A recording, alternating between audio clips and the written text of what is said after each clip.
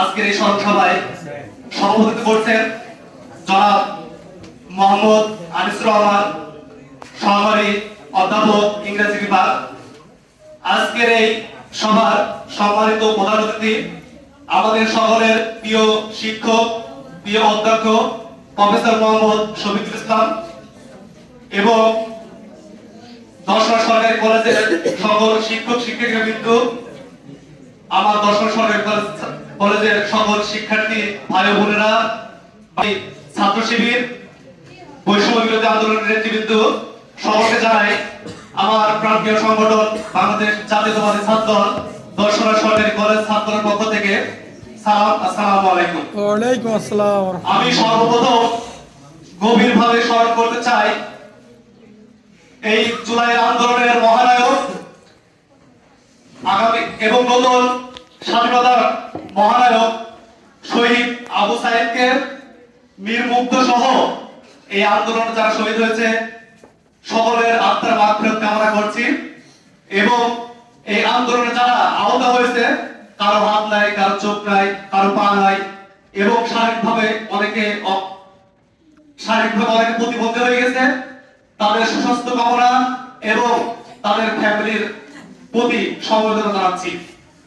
প্রিয় ভাইরা আমার, আমি প্রথমে বলতে চাই এই বৈষম্য আন্দোলনটা কেন হলো। আপনারা সবাই অবগত আছেন যে 1 জুলাই থেকে এই বৈষম্য আন্দোলনটা আসলে কি? একজনের সাথে আরেকজনের সমঝোতা করা, একজনের সাথে একজনের তুলনা করা, একজনকে উপরে ঠেলে দেওয়া, একজনকে নিচে নামিয়ে দেওয়া। এই আন্দোলন কি? আমার বাবা বিএনপি করে, আমার বাবা জামাত করে, আমার বাবা অন্য সংগঠন করে, আমার চাকরি হবে না, আমার ভোটার অধিকার হবে না, আমার বাক স্বাধীনতা থাকবে না, আমরা দেশে স্বাধীনভাবে চলাফেরা করতে পারবো না। আচ্ছা, এখানে বলুন তো, আপনারা অনেকের হচ্ছে 1 থেকে 2 বার ভোট দেওয়ার মতো বয়স হয়েছে, কে কতবার ভোট দিয়েছেন হাত তুলুন তো। আমার জানার মতে একজন হয়তো ভোট দিতে পারেনি।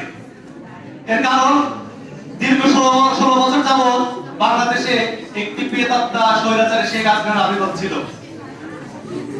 আমার বৈষম্য বিরোধী ছাত্র আন্দোলনের ভাই বললো যে তারা 1 মাস যাবত বাসায় ঘুমাইতে পারেনি, কিন্তু 16 বছর যাবত এই বিএনপি ছাত্র যুবদল যারা আমাদের বিএনপি সংগঠন, আমরা ঘুমাইতে পারিনি। 16 বছর যাবত আমরা কেউ বাসায় ঘুমাইতে পারিনি, আমাদের নামে একাধিক মামলা।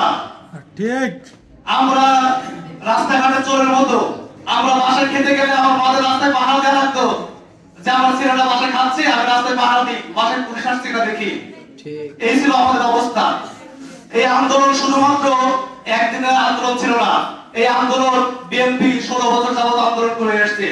এতে অতীতে হাজার হাজার ছাত্র যুবদল এবং বিএনপি নেতা কর্মীরা আহত হয়েছে, খুন হয়েছে, গুম হয়েছে, এটা সকলের অজানা নাই।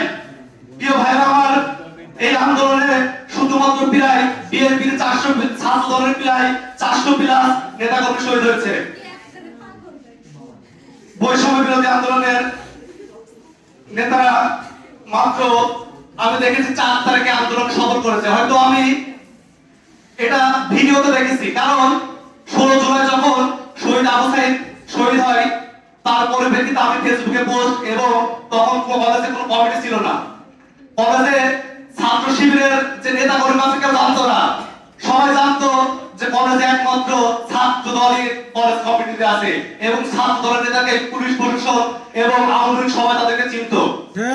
তার পরিপ্রেক্ষিতে 19 জুলাই সকালবেলা আমাকে আমার বাসা থেকে গ্রেফতার করে। আমার অপরাধ ছিল আমি ছাত্র দলের একজন নেতা, আমাকে ধরতে গিয়েছিল প্রায় 10 থেকে 12 জন পুলিশ। এই পুলিশ আমাকে ধরে নিয়ে যাওয়ার পরে আমাকে মামলা দিয়েছিল দর্শন থানায়, বোমের মামলা, বোম সজ্জিত বস্তু দিয়ে লাল ফ্ল্যাগ জড়িয়ে আমাকে 1 নম্বর আসামি করে বোম দিয়ে আমাকে চালান করে। প্রিয় ভাইরা আমার, অতি দুঃখের কষ্টের সাথে বলতে চাই, আমার বাবা মাকে বলতো আমাকে দেখা করতে দেয়নি। 19 দিন জেলে ছিলাম, 19 দিন কারোর সাথে দেখা সাক্ষাৎ এমনকি টাকা পয়সা পর্যন্ত তারা পাঠাতে 4-5 দিন ব্যর্থ হয়।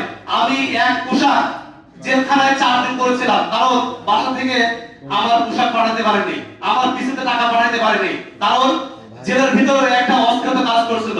তার আপনারা দেখেছেন যে বাংলাদেশের কোন জেলখানা আমার নামটা মনে আসছে না, যে জেলখানা ভেঙে আসামি বের করেছিল, মানে জেলখানার ভিতরেও আমাদের কঠোর নিরাপত্তার ব্যবস্থা করেছিল। প্রিয় ভাইরা আমার, আজকে যদি শেখ হাসিনা পতন না হতো আমি হয়তো এখন জেলে থাকতাম।